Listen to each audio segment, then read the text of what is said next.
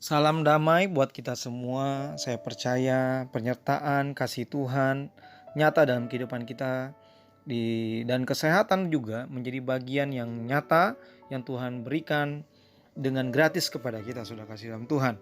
Karena saat ini kesehatan tuh sangat mahal sekali, dan ketika Tuhan memberi itu gratis, kita harus syukuri karena kesehatan saat ini sangat-sangat penting. Saudara kasih dalam Tuhan, kita akan belajar lebih dalam lagi untuk kebenaran firman Tuhan. Saudara, kita akan buka dalam Kejadian 27 ayat 1 sampai 4. Ketika Ishak sudah tua dan matanya telah kabur sehingga ia tidak dapat melihat lagi, dipanggilnya Esau, anak sulungnya, serta berkata kepadanya, "Anakku," sahut Esau, "Ya Bapa." Berkatalah Ishak, "Lihat, aku sudah tua, aku tidak tahu bila hari kematianku. Maka sekarang ambillah senjatamu, tabung panah dan busurmu. Pergilah ke padang dan burulah bagiku seekor binatang. Olahlah bagiku makanan yang enak seperti yang ku gemari.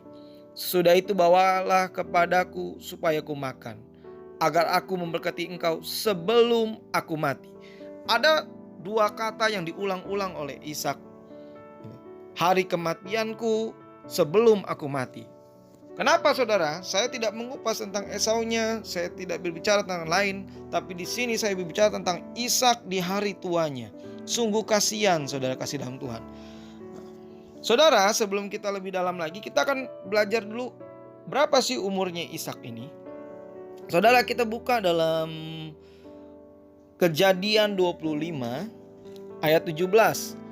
Umur Ismail ialah 130 tahun. Sesudah itu ia meninggal, ia mati dan dikuburkan kepada kaum keluarganya. Yang kita dapat adalah 137 tahun. Ismail dengan Ishak bedanya 13 tahun. 137 dikurang 13.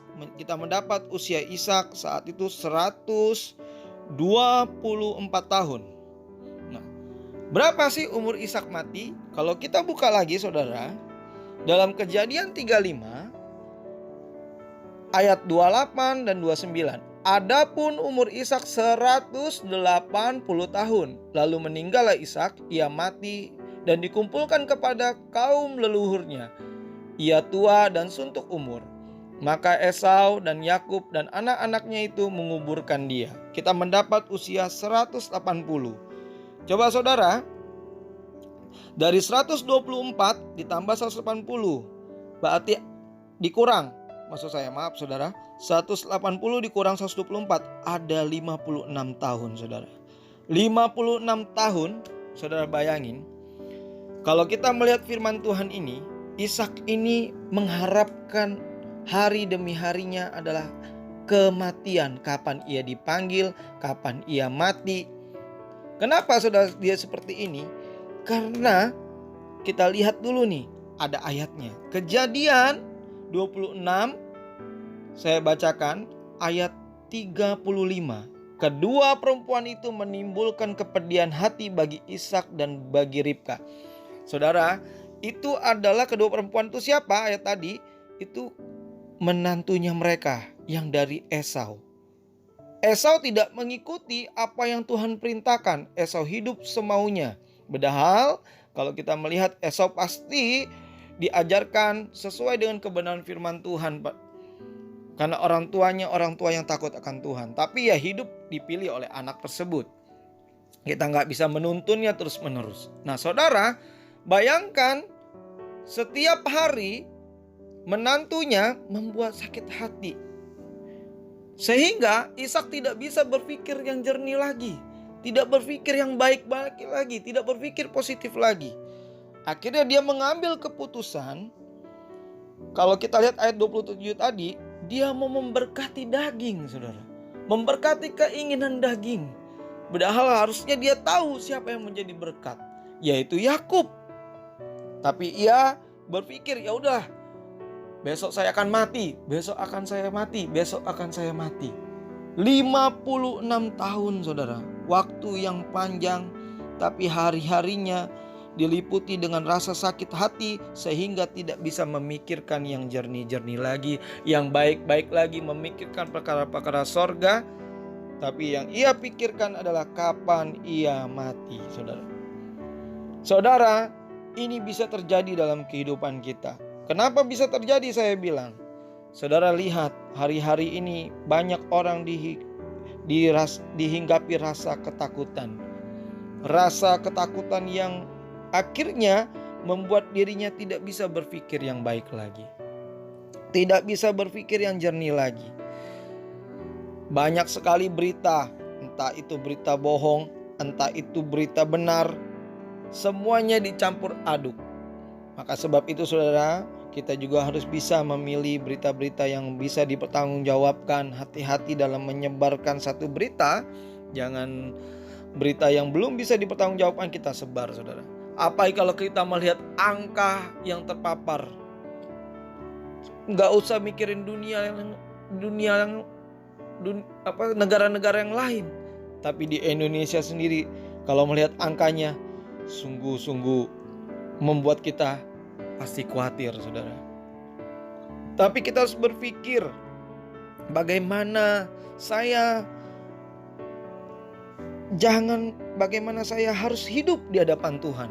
Bukannya berpikir, ya sudahlah, kalau udah seperti ini, saya membentengi diri saya dan keluarga saya saja.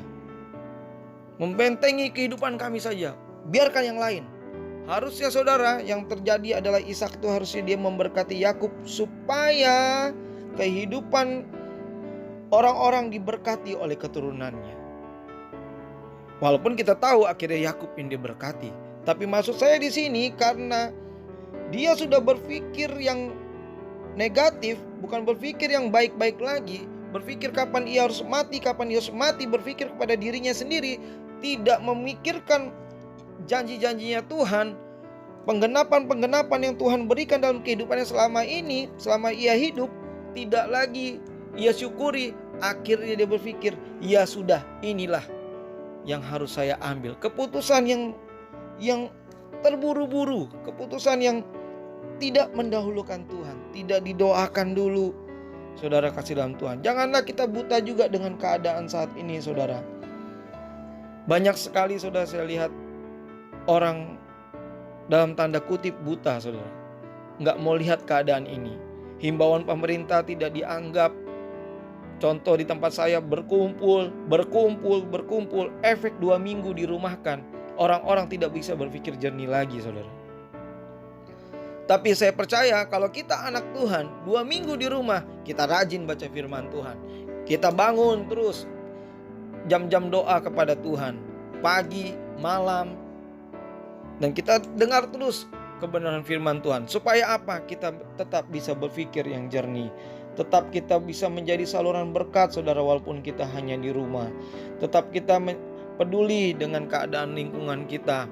Walaupun tanpa harus keluar, tapi kita bisa peduli kepada lingkungan kita. Saudara kasih dalam Tuhan, saya percaya kita yang mendengar saat ini bukan orang yang buta, saudara. Buta dengan keadaan ini, buta dengan lingkungan kita, buta dengan orang-orang di sekitar kita.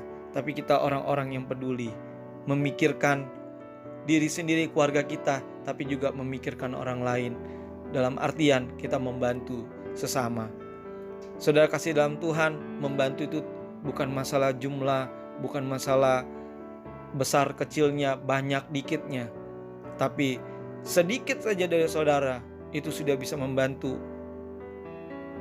orang-orang yang sedang sangat-sangat membutuhkan uluran belas kasihan kita, saudara. Jangan kita hanya menjadi penonton, tapi kita menjadi pelakunya. Karena kita bukan orang yang buta rohani, tapi kita orang-orang yang melihat sorga yang Tuhan sediakan kepada kita. Tuhan Yesus memberkati kita semua. Tetap sehat, tetap kuat iman kita kepada Tuhan. Tuhan Yesus melindungi, menjaga kita, tidak akan membiarkan kita sampai tergelatak. Tuhan Yesus memberkati.